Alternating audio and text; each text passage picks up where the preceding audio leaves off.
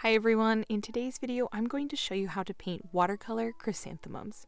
Chrysanthemums are one of the birth month flowers for the month of November, and I cannot wait to show you how to paint this beautiful flower. So to get started, we're going to need watercolor paper. This is a piece of Arches 140-pound cold press watercolor paper. You're also going to need brushes. I'm using a size 10 round brush and a size 4 round brush, both by Princeton. I'm also using my limited palette of watercolors. This is cad yellow, magenta, cerulean, indigo, and sap green. So I'm going to start with my size 4 round brush, and I'm mixing together cad yellow with a tiny bit of magenta to get a nice soft orange color.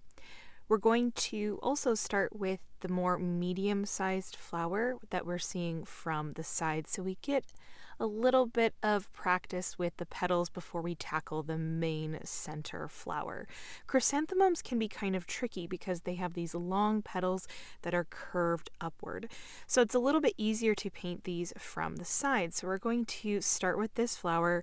I'm painting these straight petals starting from the outside, bringing them in. Some are a little bit more curved than others, but mostly with this yellow color, I'm trying to get the overall shape.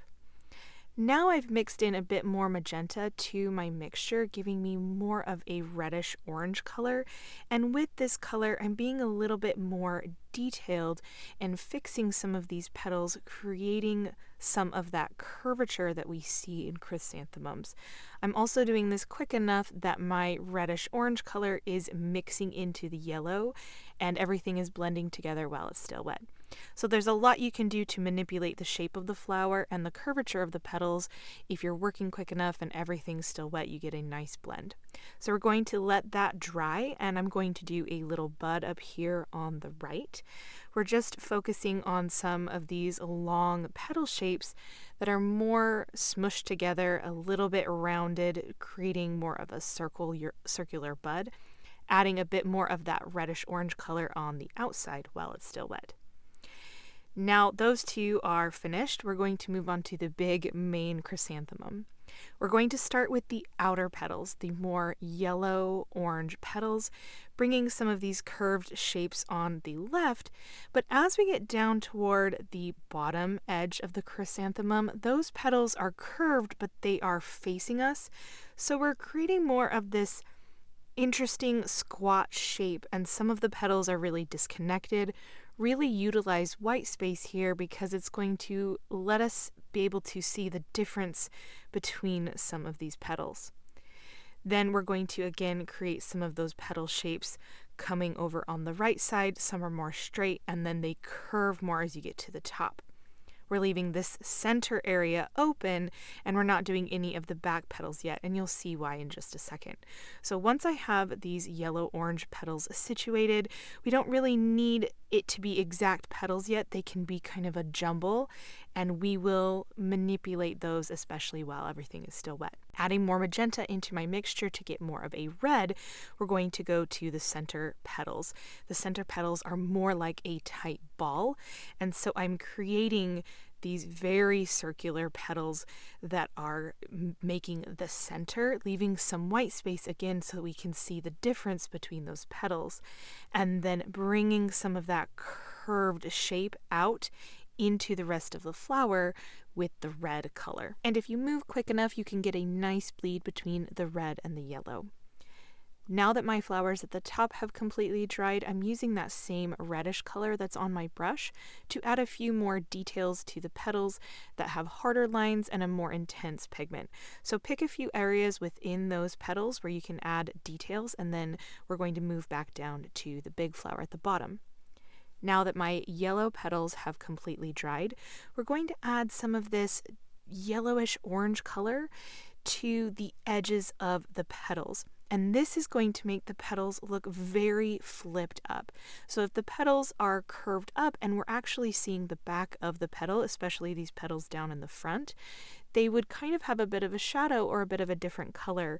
And so we can create these interesting small shapes around the flower, especially where some of these edges would be flipped, and it creates so much movement and dimension.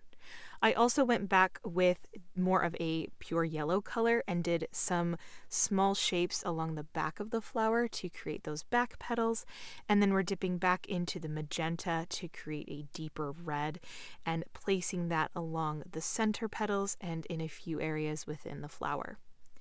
So now we have our flowers very established. We're going to move on to the greenery and let everything dry.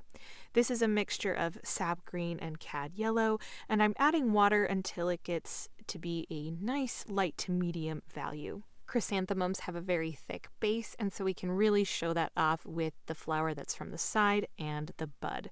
So I'm creating a big bulbous shape with this green color and then bringing down the stem. I'm doing the same thing on the bud, creating a bulbous shape that wraps around the bud a little bit more fully because it has not fully come out and blossomed yet, and then bringing the stem down.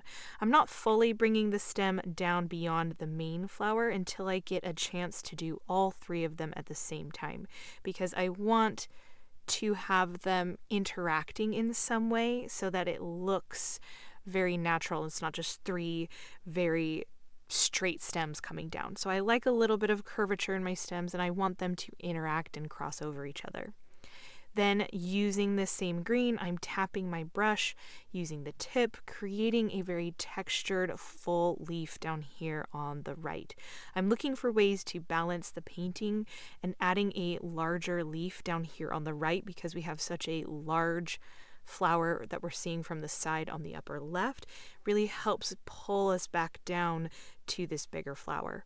I'm creating some tiny textured leaves on the bud stem, and then we're going to do a full leaf that's more hidden over here on the left as well. So I feel like that looks balanced, and while my greenery is still wet, I'm going to mix some indigo into my green and tap that in and onto the green areas while they're still wet so I can get a bit of a shadow.